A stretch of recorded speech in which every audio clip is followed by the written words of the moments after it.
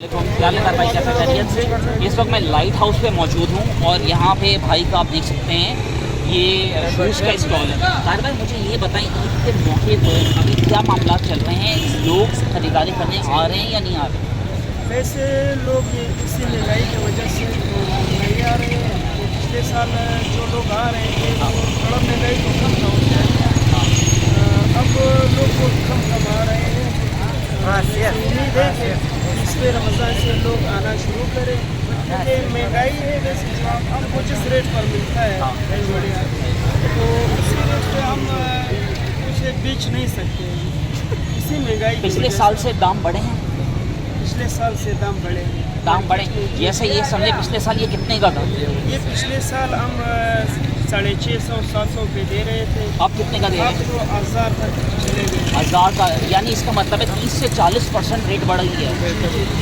जाहिर बात है पीछे डॉलर भी बढ़ रहा है, तमाम चीज़ें बढ़ रही हैं।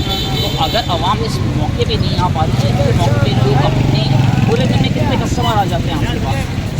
अभी तक मैंने रमज़ान से लगाया है, रमज़ान से लगवाया है, तो उसी वजह से 4 जोड़ी रोज़ाना के हिसाब से 5 जोड़ी हम बेचते हैं। 4 या 5 और पूरा दिन बैठे रहते हैं आप?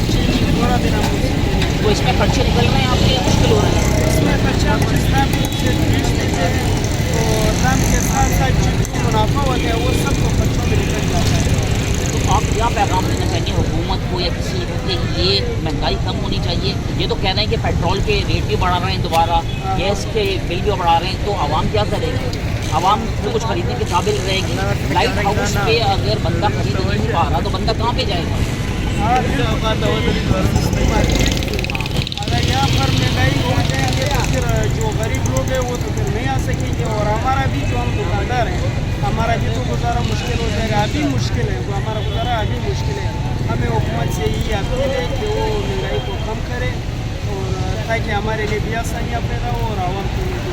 जैसे समाज से आप देख रहे हैं लोग कितनी ज़्यादा परेशान हैं, दुकानदार और तमाम लोग, और मामला दिन ब दिन ख़राब होते जा रहे हैं। तो खुदारा इस महंगाई को कंट्रोल करें। और पेट्रोल की और गैस की जो समरी गई हुई है, खुदा के लिए लोग अभी ये चीज़ें अफोर्ड नहीं कर पा रहे।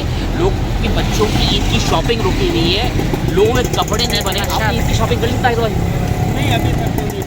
आप यहाँ माशाल्लाह कितने लोग खड़े नहीं, शॉपिंग की है किस किसने नहीं की? आप इससे देख सकते हैं, अंदाज़ा कर सकते हैं मामला किस हद तक आगे बढ़ चुके हैं।